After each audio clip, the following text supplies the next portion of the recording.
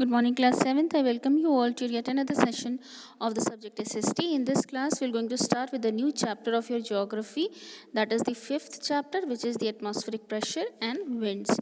In our last chapter, we had studied about the atmosphere, which was the blanket of air that surrounds the earth. In this chapter, we're going to study the pressure that is being exerted by that atmosphere on the earth and what are the changes that are being brought in due to the exertion of that atmospheric pressure. So let's start with the chapter. Atmospheric pressure basically आपका जो air में जो wait है, density है, उसकी वजह से वो अर्थ सरफेस पे एग्जर्ट करती है अपने वेट की वजह से जो एयर है वो अर्थ पे प्रेशर एग्जर्ट करती है और इसी प्रेशर को हम कहते हैं एटमॉस्फेरिक प्रेशर. ये जो एटमॉस्फेरिक प्रेशर होता है ये आपका मेजर होता है बैरोमीटर से. नॉर्मली जो इसका मेजरमेंट है वो 76 सेंटीमीटर होता है मर्क्यूरी कॉलम पे. और ये जो एयर प्रेशर है that is your atmospheric pressure, ये आपका अलग अलग जगह पर अलग अलग हो सकता है और ये आपका टेम्परेचर एंड एल्टीट्यूड पे भी डिपेंड करता है. देन आपका जो प्रेशर, ये जो आपका प्रेशर है, एटमॉस्फेरिक प्रेशर है, आपने लास्ट चैप्टर में जो पढ़ा है, जो टेम्परेचर बेल्ट्स पढ़े हैं उसके ऊपर भी इसको डिपेंड होता है और उस टेम्परेचर बेल्ट पे अलग अलग प्रेशर्स होते हैं. देन जो हॉट एयर होती है उसकी ये टेंडेंसी होती है या क्वालिटी आप कह सकते हैं कि जो भी एयर हॉट हो जाती है तो वो क्या होता है कि वो हल्की हो जाती है और फिर वो राइज़ करने लगती है. और जो ठंडी हवा होती है वो आपकी नीचे की तरफ आती है और उसकी जो डेंसिटी होती है वो ज़्यादा हो जाती है और वो नीचे की तरफ आने लगती है और वहाँ पर हाई प्रेशर उस एरिया में डेवलप हो जाता है. Then next comes your pressure belt. देखो आपकी जो अर्थ है उसके ऊपर अलग अलग प्रेशर बेल्ट्स होते हैं depending upon the temperature belt. ये आपका जो प्रेशर बेल्ट है ये आपके जो टेम्परेचर बेल्ट हमने लास्ट क्लास में पढ़ा था, लास्ट चैप्टर में इनफैक्ट पढ़ा था, उससे रिलेटेड है. कैसे रिलेटेड है? देखो जो इक्वेटोरियल रीजन है आपका, वहाँ पर जो बेल्ट होगी वो लो प्रेशर बेल्ट होती है, जिसको कहते हैं हम इक्वेटोरियल लो प्रेशर बेल्ट. क्यों? क्योंकि यहाँ पर जो सन है उसकी जो हीट है या जो रेज है वो डायरेक्ट पड़ती है और इस वजह से आपके जो यू कैन से जो उसके ऊपर जो एयर क्रिएट होती है, एयर जो ऑलरेडी क्रिएटेड रहती है वो क्या हो जाती है, वो लाइट हो जाती है और वो ऊपर की तरफ उठ जाती है. जो एयर होती है वो ऊपर की तरफ राइज होती है और इसको हम कहते हैं डोल्ड्रम्स. और यहाँ पर बेसिकली आपका जो रीजन है, इक्वेटोरियल रीजन है, ये काम कंडीशन यहाँ पर होती है. यहाँ पर क्योंकि जो विंड है वो एब्सेंट होती है. देन नेक्स्ट कम्स योर सब ट्रॉपिकल हाई प्रेशर बेल्ट. ये जो सब ट्रॉपिकल हाई प्रेशर बेल्ट है ये एक्सटेंड करती है 30 डिग्री टू 35 डिग्री लैटिट्यूड में एंड ये दोनों ही हेमिस्फीयर में, दैट इज़ जो north pole and south pole, जो नॉर्थ हेमिस्फीयर साउथ हेमिस्फीयर है, आपको दोनों में ही देखने को मिलती है. और ये कंपैरेटिवली ड्राई होती है एंड काम होती है. क्यों? अच्छा, ये जो पोलर आपके जो हेमिस्फीयर में जो ये बेल्ट होती है ये आपकी डिसेंडिंग विंड्स होती है, मतलब आपकी नीचे की तरफ आ रही वाली विंड होती है. और यहाँ पर क्या होता है, ये जो डिसेंडिंग विंड होती है धीरे धीरे एक के ऊपर एक पाइलॉन होती जाती है जिस वजह से वहाँ पर हाई प्रेशर एरिया क्रिएट हो जाता है और इस बेल्ट को हम एक नाम से जानते हैं जिसका नाम है horse latitude. Then next comes your sub polar pressure belt. ये प्रेशर बेल्ट आपकी 60 डिग्री लैटिट्यूड तक एक्सटेंड करती है दोनों ही हेमिस्फीयर में. जब अर्थ का रोटेशन होता है तो उससे क्या होता है कि जो आपकी एयर है वो स्विंग करती है और इसकी वजह से उसकी जो डेंसिटी होती है वो लो हो जाती है और वो इक्वेटर की तरफ भागने लगती है. देखो आप ये डायग्राम में भी देख सकते हो कि आपकी जो विंड्स हैं वो इक्वेटर की तरफ जा रही है और यहाँ पर जो और इससे क्या होता है कि जो 60 डिग्री लैटिट्यूड के आसपास का जो एरिया है वहाँ पे एक एयर कॉलम एक आप कह सकते हो एयर वैक्यूम बन जाता है और यहाँ पर एयर जो है वो बहुत ज़्यादा थिन हो जाती है और इस वजह से इस एरिया में आपके प्रेशर बिल्कुल भी फील नहीं होता है। Then next comes your polar high pressure belts.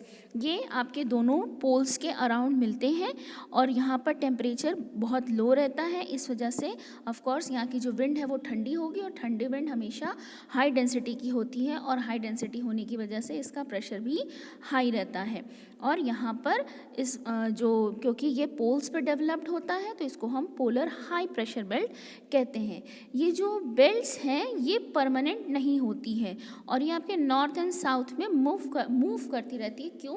क्योंकि आपका सन भी आपके नॉर्थ एंड साउथ में अलग अलग टाइम पीरियड में अलग अलग अमाउंट ऑफ रेस को यू कैन से देता है, जिस वजह से हमारे यहाँ वेदर चेंज होता है और वेदर चेंज होने की वजह से ये हमारी जो ये जो प्रेशर बेल्ट है ये भी शिफ्ट होती रहती है। Then next comes your wind system. Wind system basically आपकी जो विंड है वो क्या होती है? विंड जो होती है वो जब हॉट एयर राइज करती है और वो वहाँ पर लो प्रेशर एरिया बनाती है तो फिर क्या होता है, आपके आसपास के जो हाई प्रेशर एरिया की जो विंड होती है वो वहाँ पर रश करके जाती है और इसी हॉरिजॉन्टल मूवमेंट को हम विंड कहते हैं। जो विंड के डायरेक्शन को मेजर करता है उसको हम कहते हैं विंड वेन। आप देखो ये वाला डायग्राम, इसमें आपने फिगर 5.3 इसको आपने बहुत सारी मूवीज़ में भी देखा होगा और ये आपको बहुत सारे जहाँ पर वेदर की फोरकास्टिंग होती है उन सारे ऑफिसेज में भी, उन सारे लेबोरेटरीज़ में भी आपको ये देखने को मिल जाएगा। देन आपकी जो स्पीड ऑफ द विंड होती है वो डिपेंड करती है आपके प्रेशर के बीच में, जो दो रीजन के बीच के प्रेशर के डिफरेंस पे डिपेंड करता है। अगर डिफरेंस हाई होगा तो विंड जो है वो बहुत तेज़ी से अंदर की तरफ घुसेगी और उसकी स्पीड बहुत ज़्यादा होगी। अगर प्रेशर लो होगा तो विंड उतनी तेज़ी से अंदर की तरफ रश नहीं करेगी और वहाँ पर जो विंड है वो उसकी स्पीड कम होगी। यहाँ पर जो स्पीड ऑफ विंड है उसको मेजर करने के लिए हम एनेमोमीटर का इस्तेमाल करते हैं। अगेन आपकी ये जो विंड है ये भी हम क्लासिफाई कर सकते हैं आपकी बहुत सारे हेड्स में, जिसमें the first one is your permanent wind. Permanent wind basically आपकी जो किसी भी एरिया में थ्रू आउट द ईयर एक ही डायरेक्शन में, एक पर्टिकुलर डायरेक्शन में फ्लो करती है उसको हम कहते हैं प्रिवेलिंग विंड्स और the planetary winds. Then next comes the, इसमें ही विंड नेक्स्ट जो परमानेंट विंड में जो अलग अलग विंड्स हैं उनमें से पहली है ट्रेड विंड्स। ट्रेड विंड्स क्या होती है? ये हाई प्रेशर एरिया से लो प्रेशर एरिया की तरफ मूव करती है, लेकिन फिर क्या होता है कि ये डिफ्लेक्ट कर जाती है राइट में नॉर्दर्न हेमिस्फीयर में और लेफ्ट में डिफ्लेक्ट कर जाती है सदर्न हेमिस्फीयर में। तो यहाँ पर जो ट्रेड विंड्स हैं वो सब ट्रॉपिकल हाई प्रेशर बेल्ट्स में इक्वेटोरियल लो प्रेशर की तरफ बढ़ने लगती है और नॉर्दर्न हेमिस्फीयर में ये नॉर्थ ईस्ट की तरफ बढ़ती है और सदर्न हेमिस्फीयर में ये साउथ ईस्ट की तरफ बढ़ती है। क्योंकि यहाँ पर देखो नॉर्थ ईस्ट और साउथ ईस्ट में ईस्ट कॉमन है, इसलिए हम ट्रेड विंड्स को ईस्टर्लीज भी कहते हैं। और यही विंड्स आपके पुराने ज़माने में लोगों की जो शिप्स होती थी उनको आगे बढ़ने में मदद करती थी, तो इसको हम ट्रेड विंड्स भी कहते हैं। Then next comes your anti trade winds. Anti trade winds मतलब आपकी ट्रेड विंड्स का उल्टा। यहाँ पर क्या हो रहा है, यहाँ पर सारी की सारी चीज़ें उल्टी हो रही हैं। यहाँ पर विंड जो है वो ऑपोजिट डायरेक्शन में बह रही है। यहाँ पर सब ट्रॉपिकल हाई प्रेशर बेल्ट से सब ट्रॉपिकल लो प्रेशर बेल्ट की तरफ आपकी विंड मूव कर रही है और जो डायरेक्शन है वो साउथ वेस्ट है in southern hemisphere and north west है इन दी नॉर्दर्न हेमिस्फीयर। अब देखो यहाँ पर north west and south west दोनों में ही वेस्ट कॉमन है, तो इसको हम कहते हैं वेस्टर्लीज। तो आपकी जो एंटी ट्रेड विंड्स हैं वो कहलाती हैं westerlies. Then next is your polar wind. Polar wind basically आपकी क्या है, ये विंड्स जो पोल से सब पोलर रीजन जो लो प्रेशर एरिया है उसकी तरफ जब बहती है तो इसको हम कहते हैं polar easterlies. Then next comes your local wind. Local wind आपकी बेसिकली क्या होती है, लोकल विंड आपकी वो विंड होती है जो रीजनल जो जगह, किसी भी जगह के वेदर में जो चेंज आता है उस वजह से जो वहाँ की विंड में जो चेंज आया उसको हम लोकल विंड्स कहते हैं। और ये जो इफ़ेक्ट है ये छोटे एरिया पे इफ़ेक्ट करता है। यहाँ पर आपकी जो लोकल विंड्स हैं वो उसका एग्जाम्पल है monsoon, land and sea breezes, और इनको हम सीजनल विंड भी कहते हैं। Then next comes your monsoon winds. Monsoon winds, ये जो मॉनसून है ये अरबिक वर्ड मौसम से डिराइव किया गया है। यहाँ पर क्या होता है, यहाँ पर जो विंड्स हैं वो सी से लैंड मास की तरफ बहती है और लैंड से सी की तरफ बहती है। और ये जो प्रोसेस है ये ऑल्टरनेटिवली होता रहता है। गर्मी में क्या होता है, गर्मी में आपका जो लैंड मास है वो बहुत गर्म हो जाता है, जिस वजह से वहाँ पर एक लो प्रेशर एरिया डेवलप हो जाता है। एंड बेसिकली ये आपका समर्स में सेंट्रल एशिया का जो एरिया है वहाँ पर ऐसा होता है। एंड इससे क्या होता है, इससे ये होता है कि हाई प्रेशर एरिया की जो विंड होती है, मतलब कि जो नीचे इंडियन ओशन से विंड आ रही है वो आपकी अंदर की तरफ बढ़ती है, और ये जो साउथ ईस्ट ट्रेड विंड्स होती हैं ये आपकी हैवी रेनफॉल लाती हैं, और इसको हम कहते हैं summer monsoon. The next comes your winter monsoon. Winter monsoon क्या होता है, विंटर मॉनसून में बिल्कुल इसका उल्टा होता है। आपके विंटर सीजन में आपका लैंड मास जो होता है वो ठंडा हो जाता है, और यहाँ पर जो प्रेशर है वो सेंट्रल एशिया में वो हाई हो जाता है, जिस वजह से जो विंड है वो इक्वेटोरियल प्रेशर एरिया से नॉर्थ ईस्ट डायरेक्शन में बहती है, और यहाँ पर विंटर मॉनसून्स आते हैं।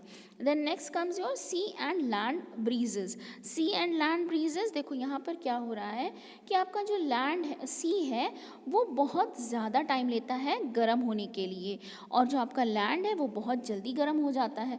तो इससे क्या होता है कि जो लैंड के ऊपर की हवा होती है वो ऊपर उठती है और वहाँ पर एक लो प्रेशर एरिया क्रिएट कर देती है, और फिर उस लो प्रेशर एरिया को फिलअप करने के लिए, वहाँ पर जो गैप बन गया उसको फिलअप करने के लिए आपके सी से जो हवा है वो अंदर की तरफ लैंड की तरफ आती है, और वो सी से ठंडी हवा लेकर आती है जिसको हम कहते हैं सी ब्रीज।